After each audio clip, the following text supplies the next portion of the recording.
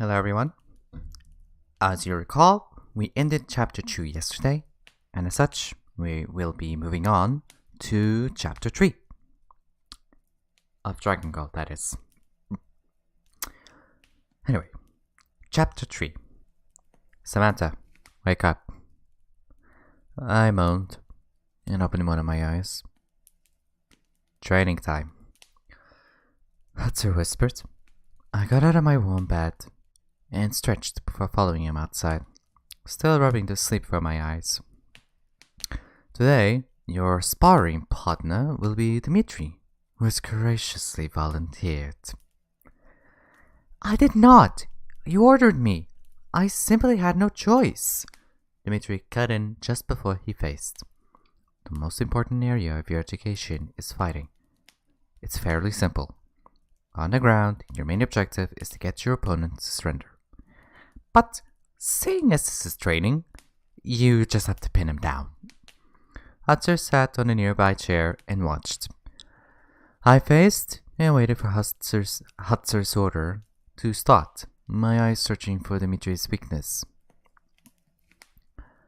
Alright, remember, the point of this exercise is to pin me down until I surrender, Dimitri reminded me, shuffling his feet until he took on a good stance for both attacking and defending, rolling his shoulders and crouching a little as he waited. I understand. I replied, copying his position. Begin! Hatzer yelled, and I lunged at Dimitri's shoulders, landing perfectly.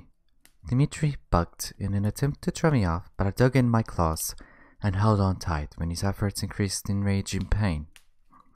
He bucked like a wild stallion with a rider on his back, threatening to send me soaring through the sky.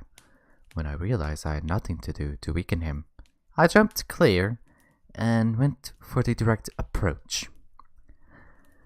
I reared up onto my hind legs, an instinctive snarl escaping my jaws as I raked my claws through the air, trying to push him to the ground.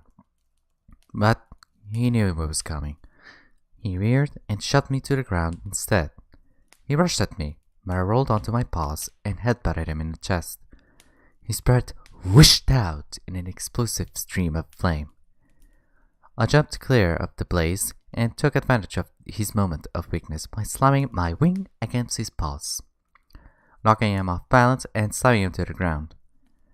I jumped and placed my paws on his chest, my teeth inches from his throat. I paused, our breathing rapid and heavy. We stared at each other in shocked silence, and we slowly became aware of our surroundings once again. Hatzer was clapping madly and congratulating us on our spectacular fight. You did well, young one. Very well indeed. Thank you, Dmitri. You weren't so bad yourself. He chuckled, and Hatzer called a 5-minute break. I defaced and sat beside Hatzer, studying Dimitri's human form. Oh, get ready for this juicy one. He was well built with strong muscular arms, long legs, a strong torso, black hair, gold eyes, and a face that was cute, but very rarely saw a smile. He also had this cruel and harsh look in his eye that spoke of danger and a quick temper. Indeed, he was handsome to the extremes. But I was not interested in anything beyond friendship. I finally learned my lesson about romance. Dmitri came to sit beside me, crossing his legs, and look into my eyes. He cocked his head first to one side, then the other, studying me. What? I asked, self-conscious. Just trying to figure you out. You fought like an advanced apprentice, but this is your first day at training. I just did what was instinct. That's well and good, but it's not going to help you much against the Sila. I realized that. By the way, how many are there? Derek found one down in the Great Caves, but you're talking as if they're a mole. No one knows how many they are, Hotzer answered before turning back to his tea. And why is that? I asked. My curiosity pricked. 100 years ago, all two species had a great battle, the Silas against the Draconians. It was a gruesome encounter. Many Draconians died and we scattered across the continent. The Silas lost only a few members of the colony, and they too scattered, waiting for the time when they are strong once again so they can spark another war and eliminate us completely. Dimitri explained, quickly taking up Hutzer's space as history teacher. Hutzer, Derek, and I have lived in isolation since, with no contact with the rest of our species. Imagine our surprise when you showed up. Oh. Then it's imperative that we kill any Sila we come across? Yes. And it's also important that Hutzer and I train you as fast as possible, so you can help us deal great damage to the Sila race. I made a promise to Derek that I would do just that. Did you know Derek? As well as anybody. He's my brother. Then, can you tell me why you called me the future of our species? As far as we know, you're the youngest Draconian. Therefore, you are the last chance for us. Why?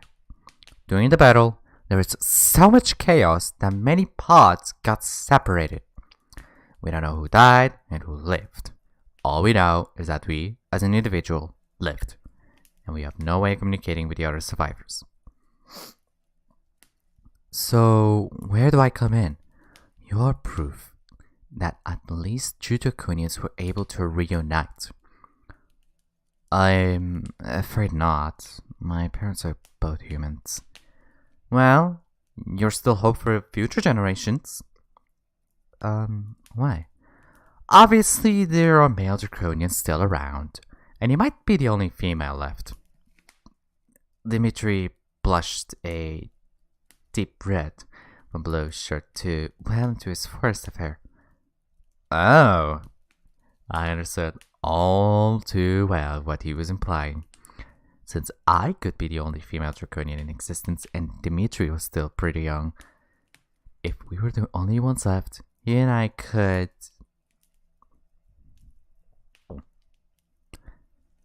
mate and continue the race. Okay. So, why the lack of communication? If I were to fly south, all alone, I would not know if I crossed into a Silas territory. So, if I did chance upon one, I would try to flee, but he would keep chasing me until it caught up to me. So, why not attack it?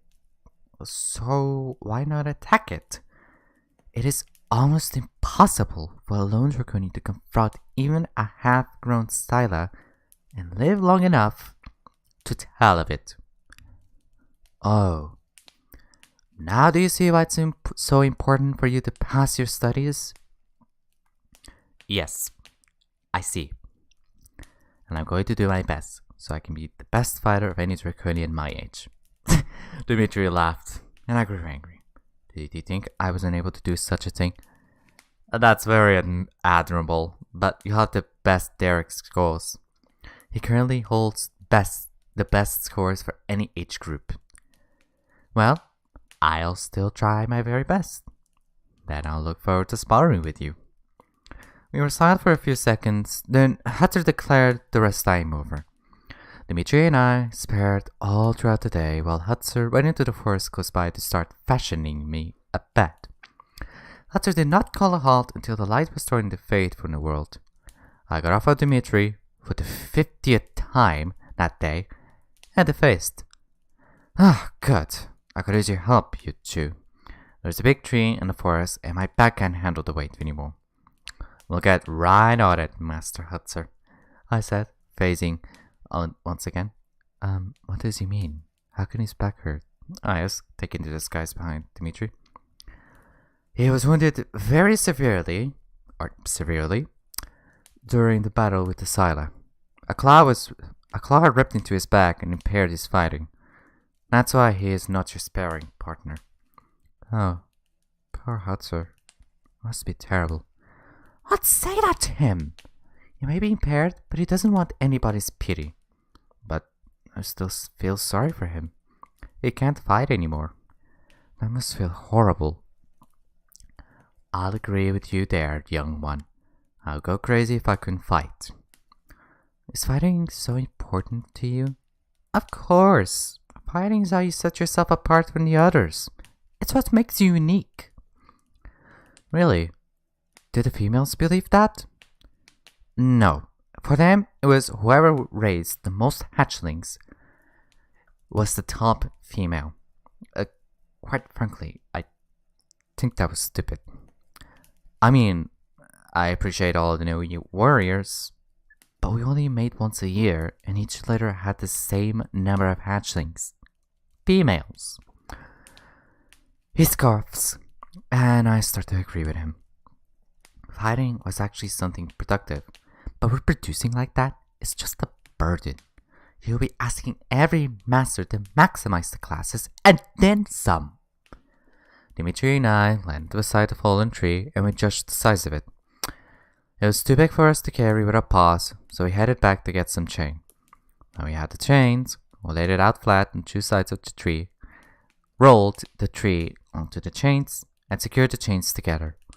Then, we grabbed the leg of the chain and took to the skies, carrying the massive piece of bark all the way back to Hutzer's. Yes! Yes!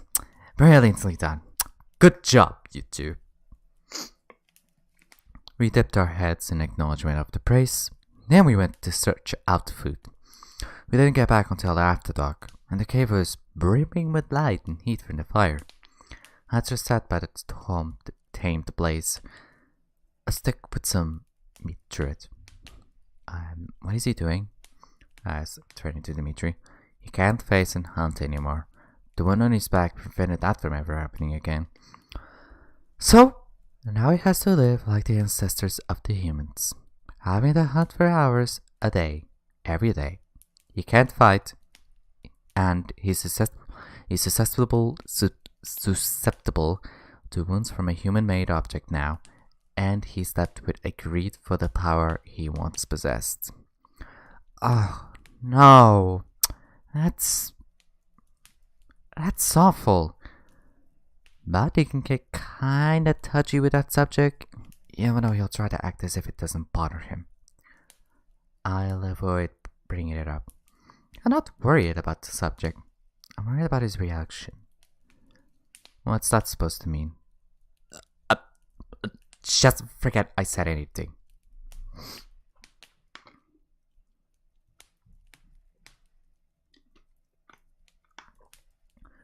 Wisely, I dropped the subject. I turned my eyes back to Hutzer and felt a stab of pity for all that this wise old man has suffered. Come, let's go hunt for Hutzer's dinner. Forgot the quotation marks there. Dimitri said, backing out of the cave. I looked at Dimitri, then back at Hutzer, before following the gold form into the skies. We got back to the cave, each of us carrying 4 carcasses, only to find Hutzer asleep. You can have the bed. I'll take the floor.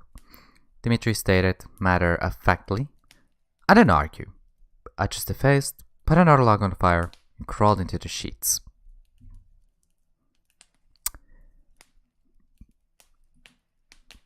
And that is going to be it for today. Chapter 4 will be released tomorrow. It just depends on how well I can do. I mean, I know I can stumble, and I guess with my lack of editing, that makes this channel more organic. But yeah, thank you for watching, reading along with me, and listening. Have a nice day.